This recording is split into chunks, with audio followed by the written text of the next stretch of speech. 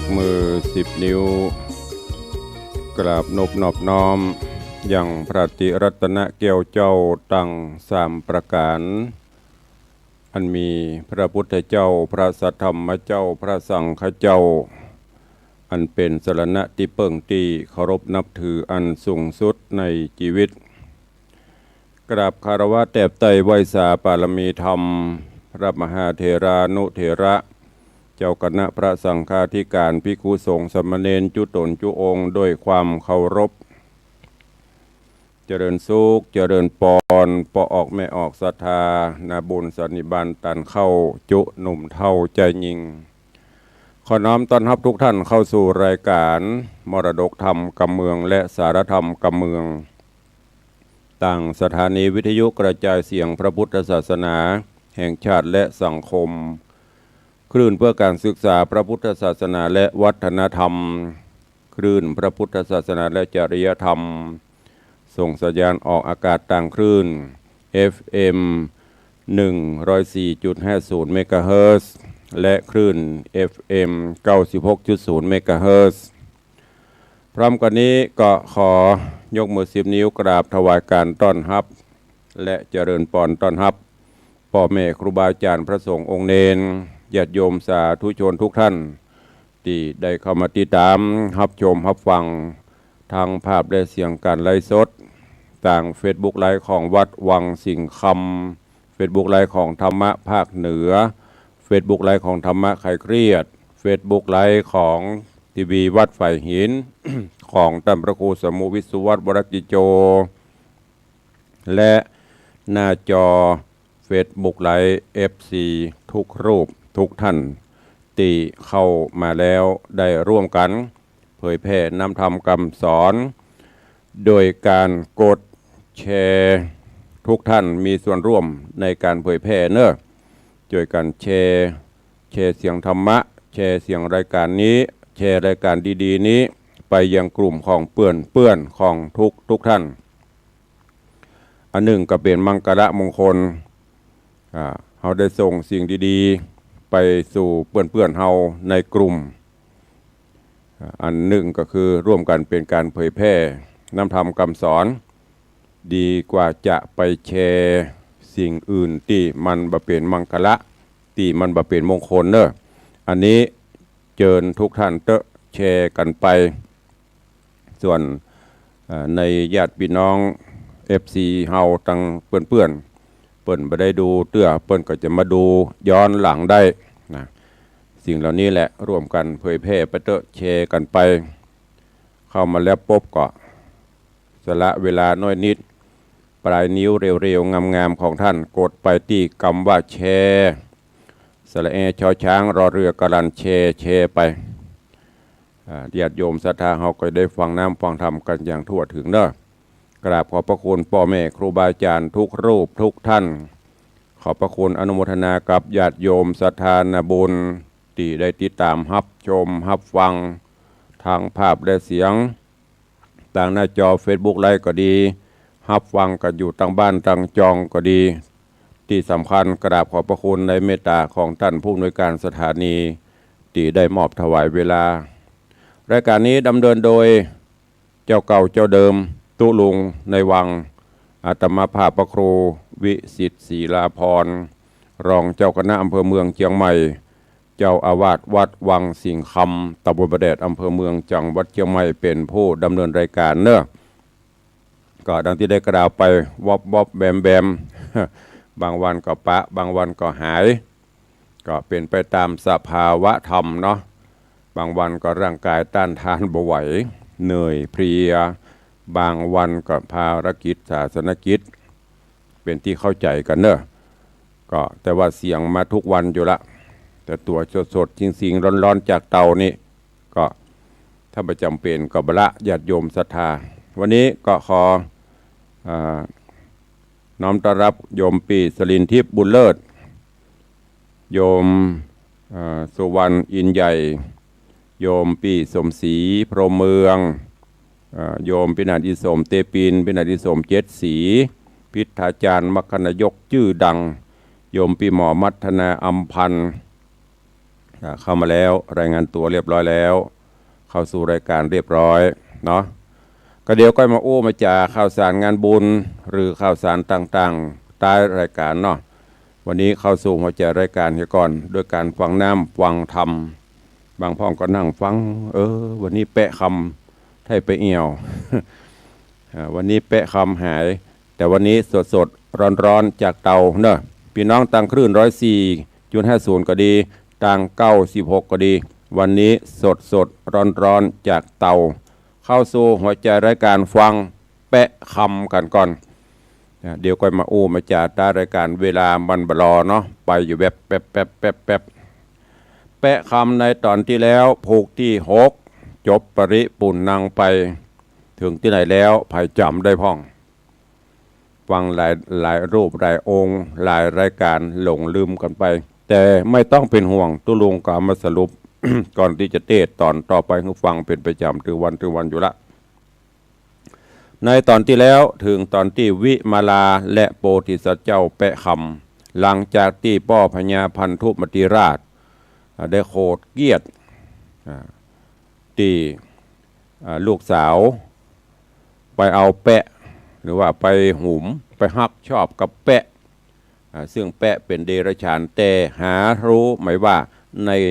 คาบแปะนั้นมีใจรูปงามที่เป็นโพธิสัตว์เจ้าอยู่เมื่อเป็นเช่นนี้ป้อพญาได้พลักใส่ไล่ส่งฮื้อวิมาลาออกจากบ้านจากเมืองไปท่านสาธุชนทั้งหลายเนี่ยพวกเราว่ากรรมหรือกรรม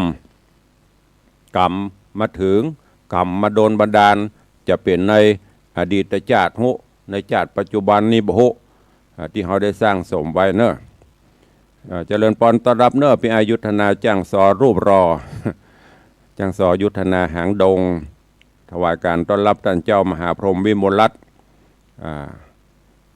อย่างก็พวกจ้างเงินปอเสลอลักเล่นวัดจอกปอกพวกจ้างเข้ามาก็ขอกราบถวายการต้อนรับนะครับเนอะเขาหันเปิ้นเพียววัดเพียววาเปิ้นเขาก็ไปดีเขาได้ลูกน้องสัก 4-5 คนเนาะส่งมาช่วยเพก็ได้เนอะวันละร้อยเดี๋ยวจะสมนากุลเปิ้นอย่ามามั่นก็ได้กับแป้งดอกหันก็ได้กับย้ายนี่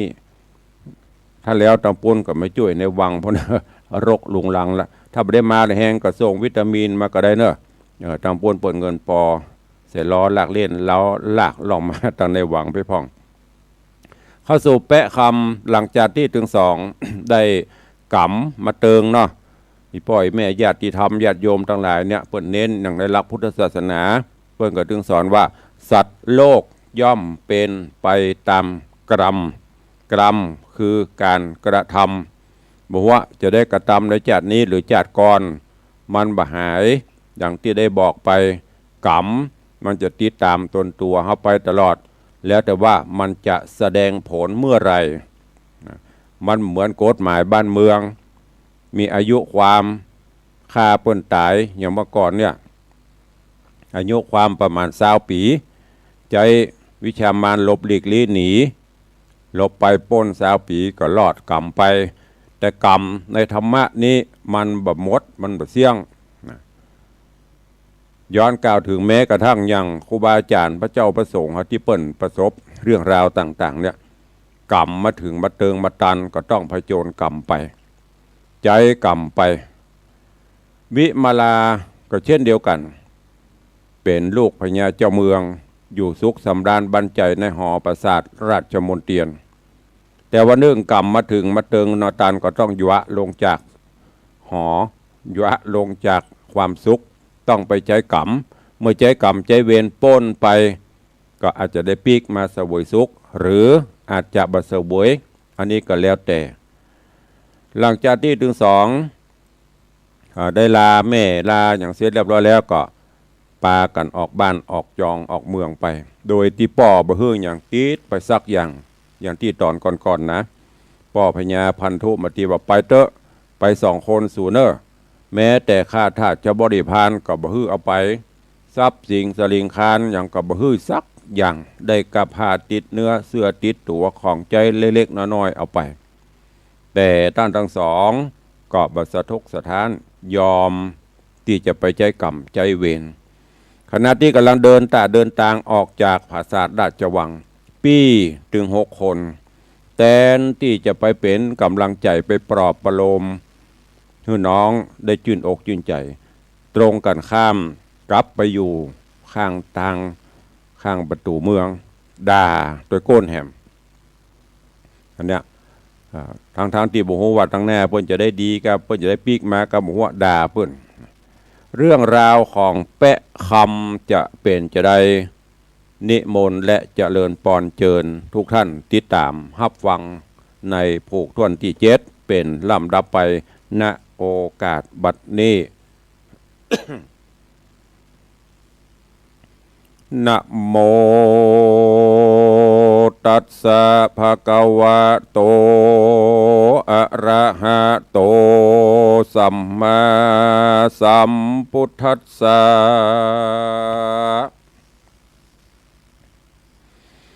สัพเพจะนา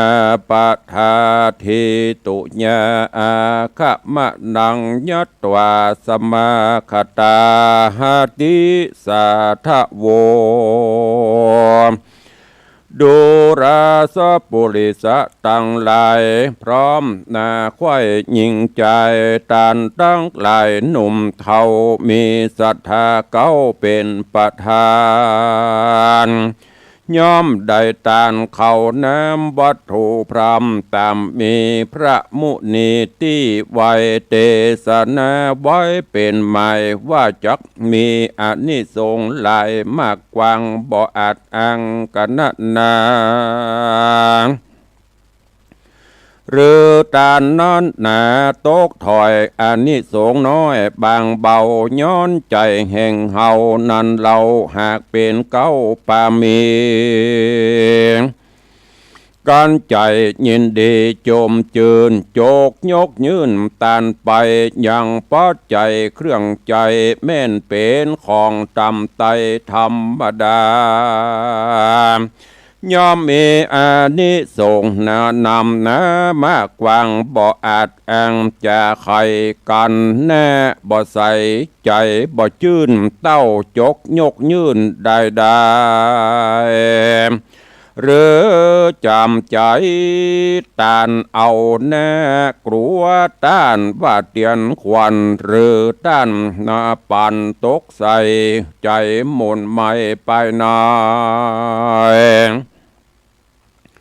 แม่นตานไปหลายหลากอานิสงส์บ่มากและนาเหตุนั้นศรัทธาตั้งหลายจุโพจุงได้ควาดหูขะนิ่งนายเฮือแป่งนาใสใจเจินก้อยยกยืนยอตานจริงเจียงคานผาเสดอานิสงส์เลิศนานำเป็นสะเป่าคำเล่มกวางป่าข้ามตาตั้งสะกอนดับบ่อนไม่บาดสุดเสียงขาดมองเงาดังเจ้าเฮาจุผู้ใดพร่ำหูเฮียนมาว่าอิติปิโสภะคะวาตานะนาวังสัมมารุยหะดังเนเป็นนาเกาภะคะวาอันว่าพระพุทธเจ้าตนเป็นปิ่นเกลาติโลกานำสัตว์นำแหนโลกไตคืนสู่เหือใหญ่เจียงคานคือได้ฮือตานบอกขาดหลายแสนจาดดิลีเป็นเหือดีแก่นมันบ่ไว้บันเฟือนครอนข้ามสากรบ่จ้าถึงฝั่งกำแน่เกิดเนระปานการฮือตานดีเล่าอ่านหากเป็นเก้าปาลมีเป็นกองดีกวนไตหือสมไฟขะนิ่งไม้บานีต้านทั้งหลายทวนนามาอยู่ทาฟังธรรมจ จงดาจำฝาติดต่อตามบาทขอบาลีวาสัพเพจนาปาตาดังนี้เป็นตนบาดนี้แด่เตสัพเพชนะปตาอันว่าคนตั้งหลายข้างขอกอยู่ไปนอกปาลาหูว่าราชธิดาน้อยเนตรกับแปะวิเศษคำใส่ออกเวียงใจมาหอดแล้วยังจอดเศร้าสา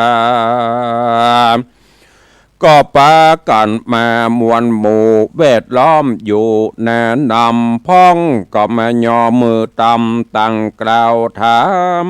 นางนอดเดาสมสะเลนางก็ไขว่าเตกล่าวจี้เฮอแจงทีตามไรคนยิ่งใจหนุ่มเท่าหูเงื่อนเก้าขี้ยาพ้องโศกาไม่มาดน้ำตาหยาดลำไหลพ้องมีใจหักขอดยังนั่งยอดราชธิดาต่างรีบสะแวงหาเสาะไซเอายังไม่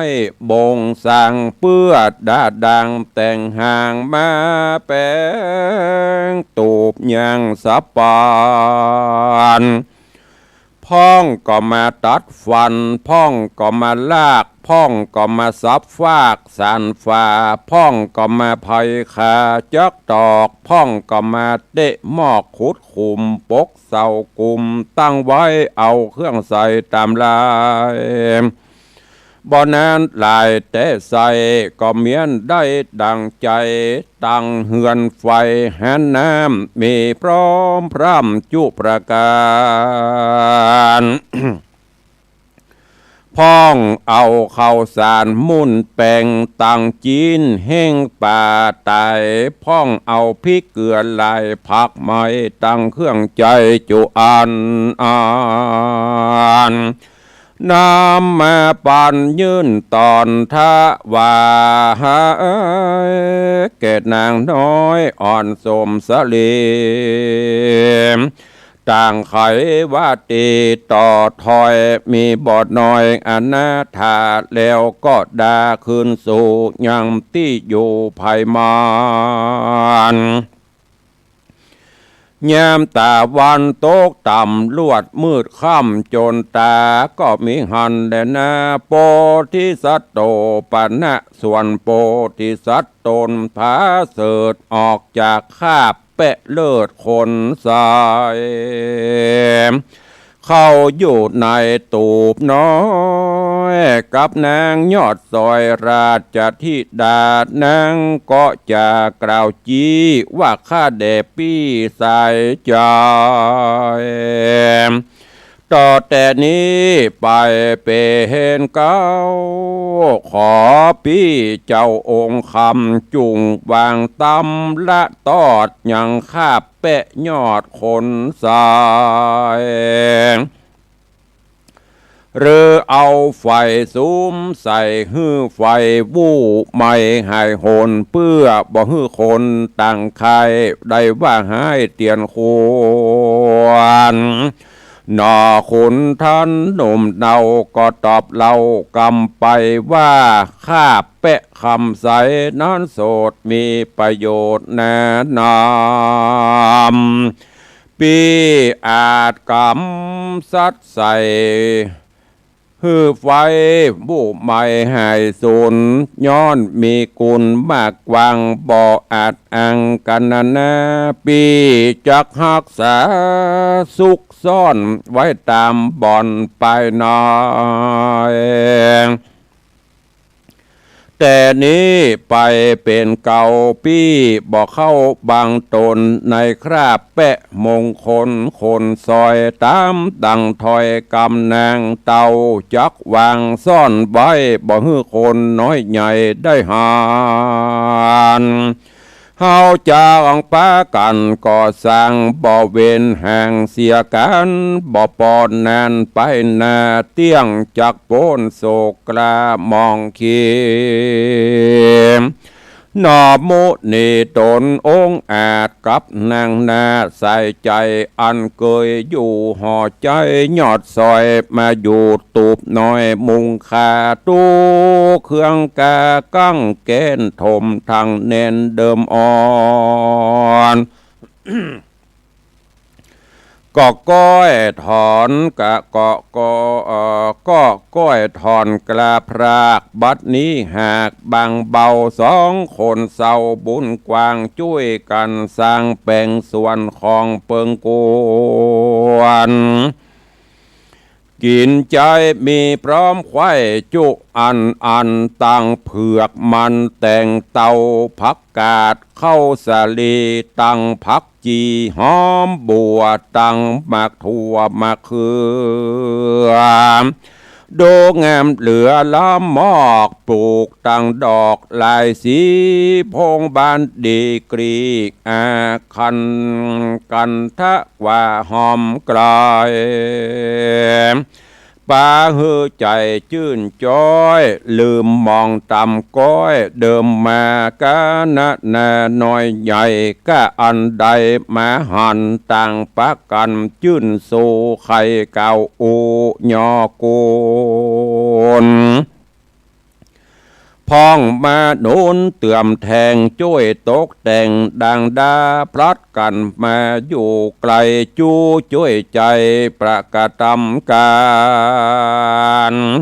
ย้อนใจบานฮักขอดยังส่องเจ้ายอดบุญขวางสาลีคิงบางยศใหญ่กับนอพระที่ไวบุญนา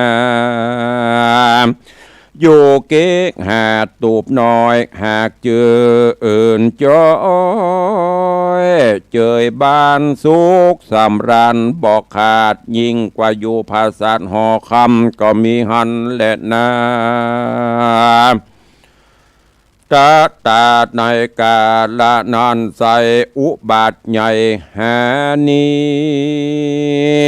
บางเกิดมีในแห่งบางเกิดมีมาตองในแห่งห้องเวียงใจคนไปในเป่าเยือกใจคว่ำเขือกแผ่พานของบอกเคยหันแต่ก่อนเจนปูมอนปิตาก็พาโกดมาไล่หลากจุผู้หากขี่ขมบ่ใจกาละมีลมแต่ใส่ก็มาปอยเกิดลมใหญ่เรือแห้งต้องฟ้าแดงดังเลือดแม่น้ำเดือดปลาตายงัวควายตั้งงัวควายจ้างมาก็มาล้มตายกว่าตั้งวันลางเตื้อก็มีควันมืดกุมปกห่อหุ้มพังกา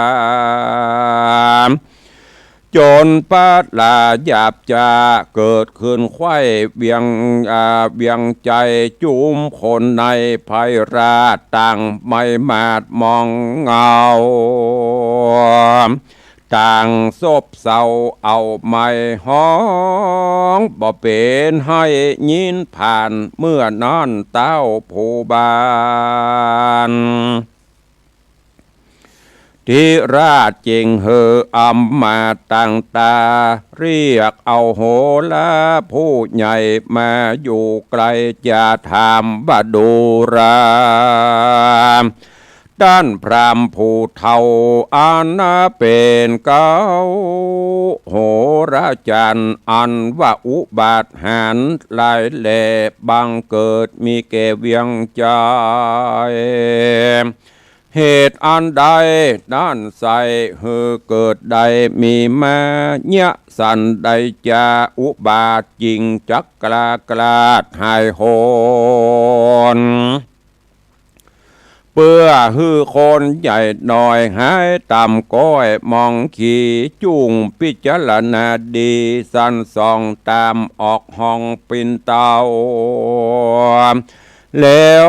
บอกเฮาเฮอแจงจะได้แสงบังอำกันเจ้าหอกคำที่ราชสูดเสียงขาดราชองค์การ นโหราจารย์โพใหญ่ขนิ่งไข้ไปมาพิจารณาคืนลองบ่หันจ้องหันรายลงเลเอกหลายพระพร้อยดังเป็นถอยเป็นทานบวกคุณหันเอาเศษตามสัตรเพศเดิมอ่อนพอตัวจรตัวอยู่พอตังกู้ศัตรู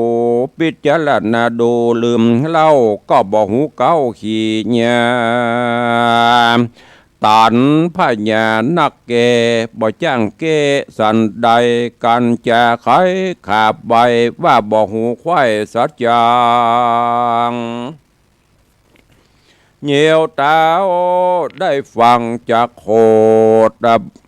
บ่พายโพดวางปันยังรางวันมากเต่าเหมือนดังเก่าเดิมอ่อนมันจริงหย่อก้อนขาบไว้ว่าคาเดเต่าไทยผู้มีอันว่าหานี้หลายแหล่บังเกิดแก่เวียงใจย้อนสลีนงไว้ลูกลาแห่งเจ้าฟ้าผู้บานเอาคนสามัญต่ำต่อยออกจากคาบเปะถอยมาเป็นผัวตามเจ้าเหนือหัวหักหูคนเล่าอู้เนืองนานการเอาตัวมันไปฆ่าหือความนาวำไวอุบาทละตัวให้ก็จักโยกย้ายหายนี้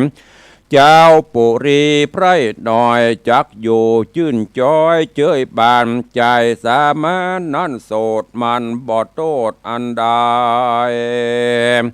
การจักนำไปค้ำคาฮือความแน่เมื่อมอนเจ้าหน้าก่อนไข่ได้หูเตี้ยงจักกล่าวโอเตียนขวัญเจ้าหอจานยศใหญ่โตกแต่งใส่อุบายฮือมันตายย้อนโตดคนบ่คิ้วโคดนันดานินตา มโหฬารผู้เฒ่าก็บอกเราอุบายตามมันหมายกึดใดฮือแก่เต้าไทยหลายประการเต้าผู้บานฟังแล้วใจผ่องแผ้วยินดีรางวัลมีมากเต่าปั่นเกเท่าโหรามันโสมานัสสาจื่นยาวขาบลาเต้าบัดเดียวแล้วปอกเดียวขึ้นสู่ยังที่อยู่เฮือนมันก็มีหันและนาอาทาในกาละนันเต้าเป็นเจ้าภาพปาลาก็มีอาจญาโป่งขาดบอกอมาตย์คนนายว่าดูราขุนเตรียมใจเฮ้ยผู้แกวนเมืองจุงแล่นไปปาน ไปไข่ปันบอกเราแก่เขยเก้าเถิงไปตั้งเจ็ดใจอย่าจะฮือพร้อมแน่จอมการไปโรงการวันผู้การละถูกแยมไงไผอย่าหมายหลีกเว้นลบจากเส้นกรรมกูไผบ่มาจูต่อแน่กูจักขาบัดเดียวอ้ำมาเดียวรีบเฮาเนี่ยตามกรรมเต้าจุประการเกิดไปทูลสารบอกเราแก่เขยเก้าหลายคนแล้วก็เลรนบ่จะขึ้นขี่ม้าเตรียมใจออกเวียงใจไว้ว่องไปลอดห้องเกหาแห่งนอพุทธายอดซอยและนางนาดน้อยสมสาลีก็อันจุลีกลมเกลาไข่บอกเล่าขี่เนีย ล่ามดับมาแต่ตนติดสืบตนเถิงไปโดยปริยายบอดหน่อยฮือสองยอดซอยบุญมีได้หูแจ้งที่บ่มีที่สังกาแล้วรีบลาขึ้นสู่ยังที่อยู่เวียงใจ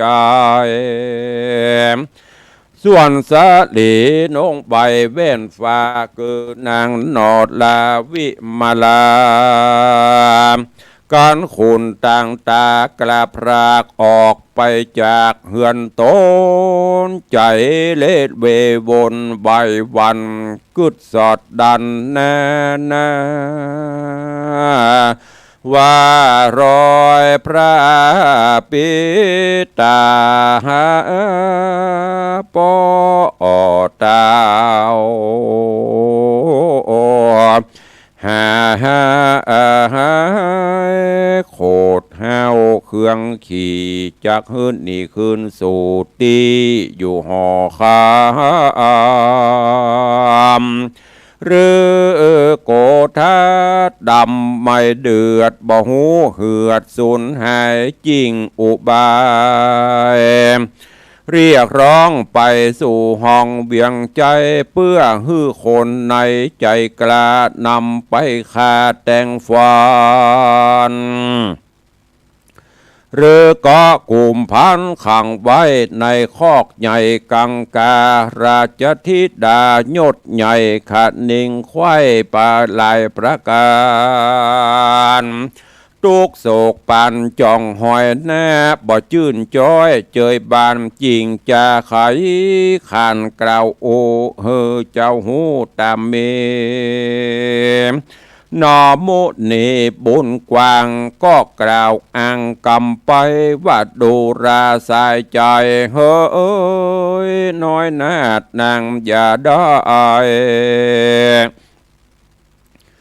ไม่มาดเครื่องกาบอดตันเข้าดงแน่ปากวางอย่าไปฟังอ้างว่ากลัวเสือบอดตันหันเหือหิมฟังอย่าได้ฟังอาวรกลัวเมื่อมอนขาดความกลางเม็ดน้ำวังใสเม่นมีภัยน้อยใหญ่บังเกิดใดมีมาขออ่อนมีพาญาจบจอดย่อมเอาตัวรอดสวัสดีนอมุนีหนุ่มเนาจัดลมเหล่าหลายประการเพื่อฮื้อนางนงครานยอดซอยหายตำก้อยมองขีก็มีแลนาปุณนาติวะเสกันวัลลุนมารอดส่องเจ้ายอดบุญนำเกิดหนอคุณทำตนองค์อาจกับนางนาถราชธิดาก็จากเกหาที่อยู่เข้าไปสู่เวียงใจโจมคนในไพรราชตังอำมาตย์เสนาหูว่าราชธิดายอดซอยได้เปะต่ำตอยเป็นผัวป้อเหนือหัวโคตรกล้าได้ครับกว่าเสียไกลบานี้เปะคนใส่วิเศษได้กระเปดเป็นคนมีลักษณะโตโหนแงมอาจดังเตบบุตรหยาดลงมาคนนาโลกกว้างไผบ่อ่างเตรียมตันตังก็ใครหานใครพอเฮอแจงต่อสายตาจิ้งปากันมาม้วนโบยืนใหญ่อยู่หิมตางก้อนสะลีคิงบางดอดเดากับโป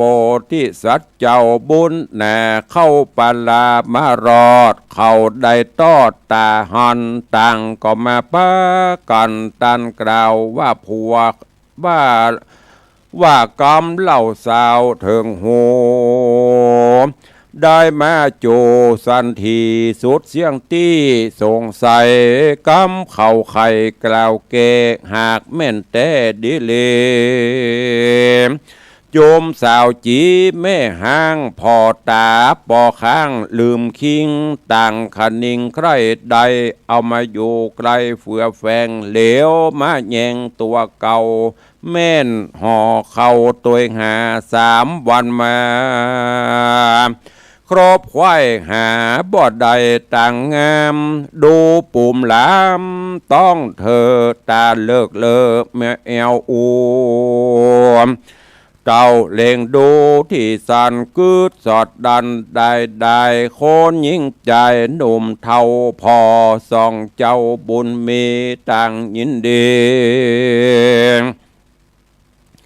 จอมจื่นใจ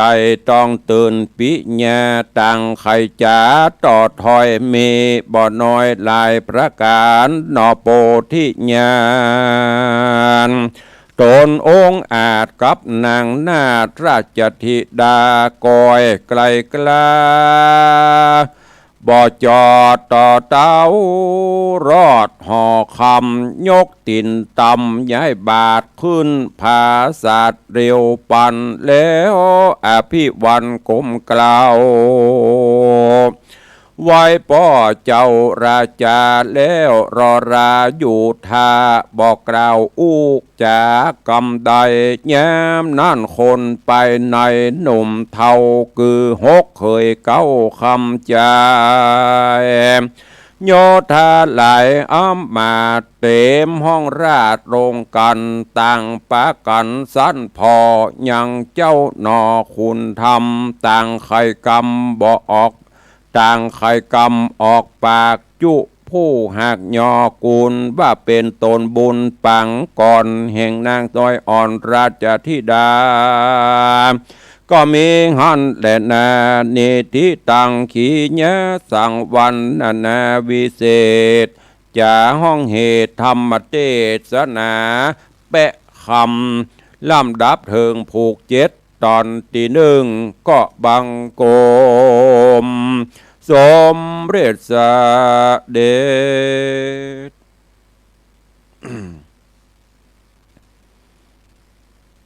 พระธรรมเทศนาแปะคำลำดับลำดามาถึงยังผูกทวนที่7ตอนที่1ขอปุ่งวางไว้ต่ออีกก่อนเนาะเวลาก็เหลือแถมหน่อยเพื่อจะได้สรุปได้ได้จ๋ากับญาติโยมศรัทธาเรื่องราวแปะคำในผูกที่7ตอนที่1นี้ก็ลำดับลำดามาถึงหลังจากที่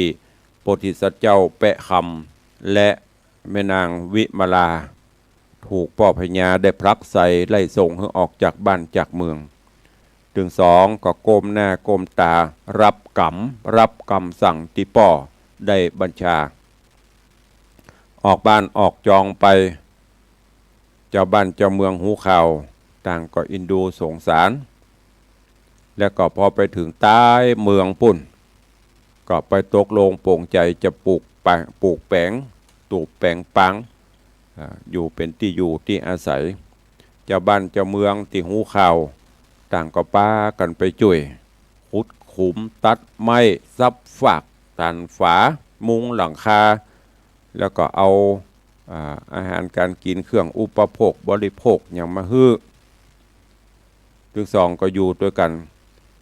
หลังจากที่อยู่มาตั้งนอกนี้ก็รู้สึกว่าความโศกอาดูลความโศกความเศร้า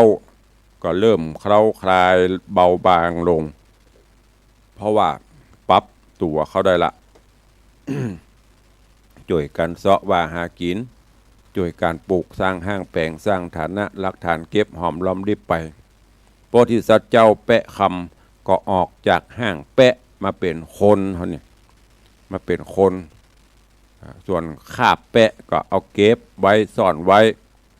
วิมาลาก็บอกฮือโพธิสัตว์เจ้าว่าปี้เฮย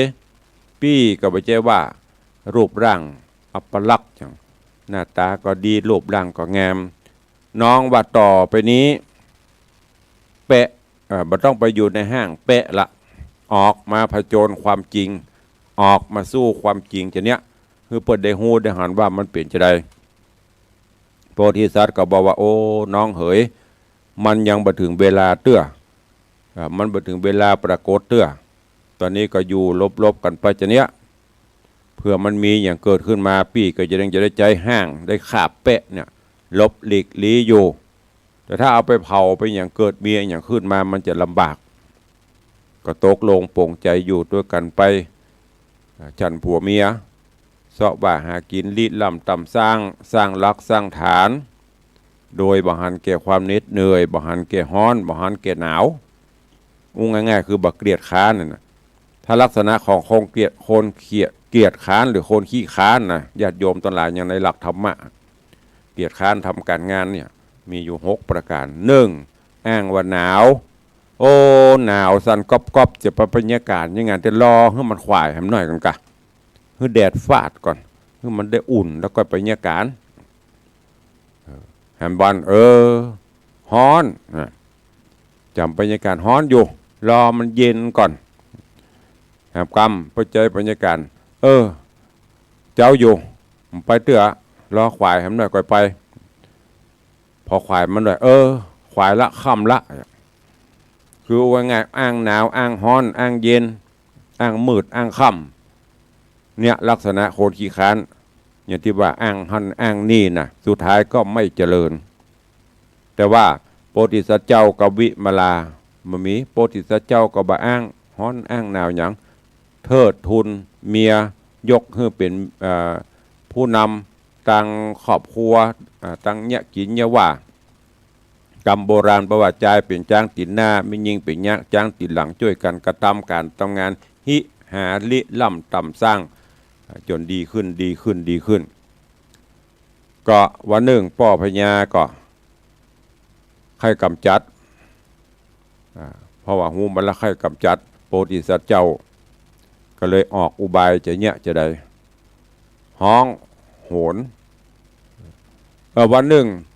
เกิดเหตุการณ์ในบ้านในเมืองสิ่งที่บ่เคยหูก็ได้หูสิ่งที่บ่เคยหันก็ได้หันสิ่งที่บ่เคยเกิดก็เกิดง่ายๆว่าเกิดกาลียุค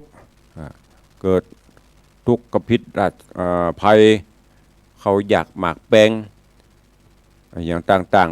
ๆภัยที่บ่หูบ่หันเนี่ยเกิดขึ้นในบ้านในเมืองพ่อพญาก็ห้องโหนโหราจารย์มาโหราศาสตร์โหราจารย์มาก็จะได้เพราะบะแชมเนาะหูบะแชมจะทุนไปบัดถูกเนอะก็จะโดนตัดหัวจะบ่ได้ทรัพย์บ่ได้อย่างตอบแทนพอดีกึดถึงเนี้ยที่ลูกสาวมีเอาผัวเป็นแปะก็เลยเอานี่มามากราบทูลคือพ่อพญาพันธุว่าเหตุการณ์ที่มันเกิดอย่างเงี้ยขึ้นบ้านขึ้นเมืองเนี่ยบ้านเมืองฮอนหายเนี่ยก็เพราะลูกสาวพ่อพญาเนี่ยไปเอาแปะมาเป็นผัวมันถึงเกิดเหตุการณ์นี้มีวิธีแก้ก็คือกำจัดกำจัดหรือปราบปรามฆ่าก็จะได้อยู่สุขสบายได้ยินนี่จะได้พ่อพญาก็จำเป็นปฏิบัติตามก็เลยปกเป่าข่าวสารห้องเพื่อลูกเคยตึงมดเนี่ยเข้ามาในเมืองแล้วก็จะมีแผนการจะฆ่าซื่อๆกับหัวพ้นว่าคงจะมีแผนการดำเนินการต่อไปเรื่องราวของแปะคำจะเป็นจะได้ก้อยติดตามฟังในตอนต่อไปอันนี้ญาติโยมหลายคนเนาะถ้ามันหูจะพ้นห้องอย่างถ้าจะเนี้ยเปิ่นมันถึงหาวิธีเปิ่นว่าไม่ได้โดยเล่ก็เอาโดยกลไม่ได้โดยมนก็เอาคาถาสุดท้ายมาถ้าบุญเป็นนักเหลือก็อย่างว่านะพ่ายแพ้ไปอย่างปัจจุบันเนี้ยนิติพวกครูบาอาจารย์พุทธทำนายไว้สิ่งบ่เคยหูก็หูบ่เคยเกิดก็เกิดบ่เคยหันก็หันในยุคของเขาเนี้ยแต่อย่าไปสะทกสะท้านจะไปตัวมันก้อยแก้กันไปก้อยปรับกันเข้าไปจะหันน้ำมาตุบตับปุ๊บปั๊บก็เล่งแก้กดแหล่งแก้นั่นแก้นี้สุดท้ายซ้ำจะหายกว่าเก่านั่นก็ฝากไว้กับญาติโยมทั้งหลายเนอะทำเมืองเขานี่ทำข้าวนี่มันจะแฝงไปด้วยสารคติตุลุงก็ก้อยจะเก็บก้อนเอามาส่วนอีป่อยแม่ครูบาอาจารย์อีป่อยแม่ที่ฟังอยู่ก็ก้อนเอาพ่องแกะ ก้อนไกด์เอาสาระดีๆนำมาคิดพิจารณาเอามาใช้ในการดำเนินชีวิตประจำวันเนอะเหลือเวลาแถมน้อยเดียวจะหมดละเวลาก็รวดเร็วเวลาก็ว่องไวโอ้วันนี้ตั้งหน้าจอก็ยังหนาแน่นอยู่ยังหลงหลายอยู่ยังกึดหอดกึดเติงหักกันอยู่เนาะวันนี้ย่องก็มาขมุก็มาเจริญปอนเนอะโยมพี่อัญชลีคำกิติอย่างนี้โยมอะไรนัทปริยากะอย่างนี้อ่านบรรทุกสุมาเนอะตุลงตึงยอมรับนะ ภาษาอังกฤษนัดอย่างนี้นัดกับว่าอย่างนี้พิมพ์อันภาษาไทยใส่พ่องจะได้อ่านถูกเนาะแล้วก็มีตุปีมหาคมสันจากห้วยบงกับสาธุไวสาครับปอสาธุเนอะเจริญปอนคุณโยมชนจันทร์ซอนคำโยมแม่สุปรณีรูมาโยมจันสายแป้งหลวงเข้ามาแล้วก็มีท่านเจ้าพระครูจันทสรการต่งหมื่นน้อยนักเทศฝีปากเอกของประเทศก็มาฟังเนอะสาธุขอกราบถวายการต้อนรับตัวเองเจริญปอนโยมพินันล่าพินันจรันปิยจันทร์อาสลมโดยซิวสาธุขอกราบหอมมุทิตาวันเกิดตุลุงอย่างหอมอย่างหอมสัง 2,000 บาทสาธุเนอพินันเนอหอมทำบุญวันเกิดตุลุงมุทิตาวันเกิดอนุโมทนาบุญตัวแล้วก็มากินข้าวน้ำจำข้าวตอนตัวกันเนอะอู้ถึงวันอายุวัฒนะครบรอบ62 ปี21 สิงหาคมเป็นวันรวมญาติธรรมที่เราปฏิบัติกันมาทุกปีนี้อย่างที่ลุงบอกเนอะเศรษฐกิจกับบดีลำไยก็ถูกข่าวสารอย่างก็สปันปีนี้ก็เลยจะจัดภายในแล้วก็มอบขอกราบครูบาอาจารย์พระเจ้าประสงค์ด้วยเนอะปีนี้ก็เอาภายในลูกพระลูกเนนกินข้าวน้ำข้าวตอนกันในวัดก็ไม่ได้จัดใหญ่จัดอย่างเนอะเดี๋ยวเพิ่นจะบอกเพิ่นมันนิมนต์เฮากาให้นะปีนี้ขอภายในก็จะมีการมอบทุนการศึกษาลูกพระลูกเนนทุนการศึกษาให้นักเรียนเยาวชนแล้วก็มอบกล่องทุนกับองค์กรการกุศลต่างๆว่าเป็นแม่บ้านว่าจะเป็นผู้สูงอายุในหมู่บ้านนี่ค่ะแล้วก็จะร่วมกันสวดธรรมจักรปวัตนสูตรเสริมบารมีอายุค่ะ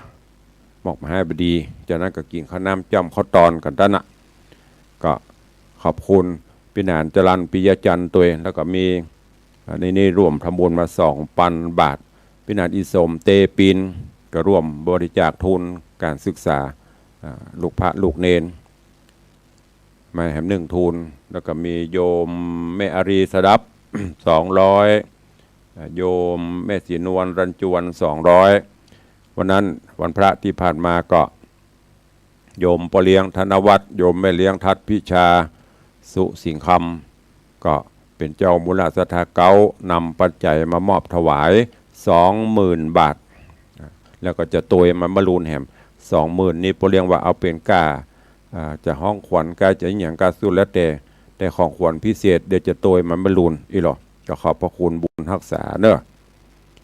ช่วงนี้ก็ยังว่านะเนอะญาติโยมศรัทธาในช่วงที่วิกฤตต่างๆเนี่ยประสงค์องค์ข้าเจ้าก็ต้องปรับเนื้อปรับตัวมีกฎมีการระเบียบสปันเราจะทำอย่างเหมือนเมื่อก่อนมันก็ลำบากดังนั้นก็ทำความเข้าใจญาติโยมศรัทธาตัวเอง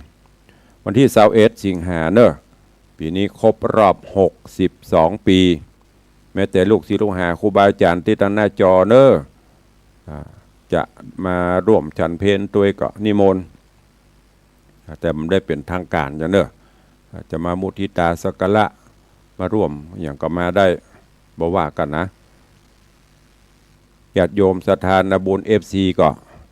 เข้ามาก็กินข้าวน้ำเข้าง่ายก็มาร่วมกินข้าวน้ำจำข้าวตอนด้วยกันที่วัดวังสิงคำเนอะปีนี้ถ้าจำตรงกับวันพฤหัสบดีที่21 สิงหาคมเนอะมาร่วมกิ กินข้าวน้ำจำข้าวตอนในงานวันเกิดตุลุงตัวกันเนอะเอาละเหลือเวลาแถมน้อยจะได้อู้ได้จ๋าตั้งบ้านตั้งจองเผื่อมีก็โทรศัพท์เข้าร่วมรายการได้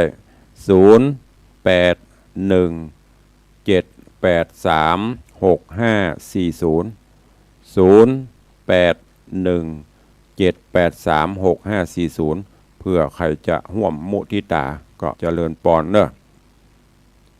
ใครฟังอยู่ที่ไหนตั้งใดตั้งบ้านตั้งจองก็ใครแจ้งผลการรับฟังเข้ามาก็เข้ามาได้0817836540แต่ว่านี่มันไม่ได้โซดกระเพาะเนี่ยหมอเพิ่นมาเจาะ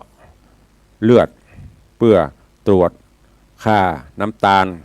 ไม่ว่าจะเป็นน้ำตาลสะสมน้ำตาลอย่างตรวจไตตรวจอย่างในร่างกายนี่วันนี้บ่ายมีนัดกับหมอมีหมอกับนัด ผัดเปลี่ยนเพิ่นมา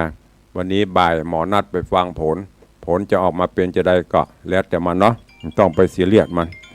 จะเลินปอนจากทางใดแม่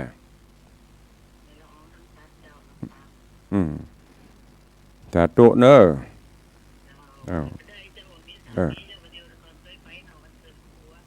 เป็นยังแม่ส่งใจมันก็ได้ส่งปัจจัยมันก็ดี สาธุเนอะ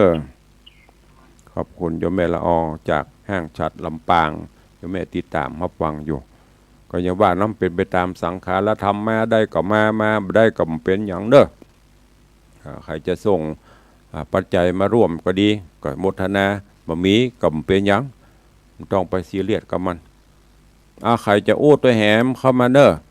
0817836540ในด้านการก่อสร้างกุฏิสงฆ์โฮงหลวงก็เช่นเดียวกันญาติโยมมีเจตนาใครร่วมบุญกุศลก็ร่วมได้เนอะ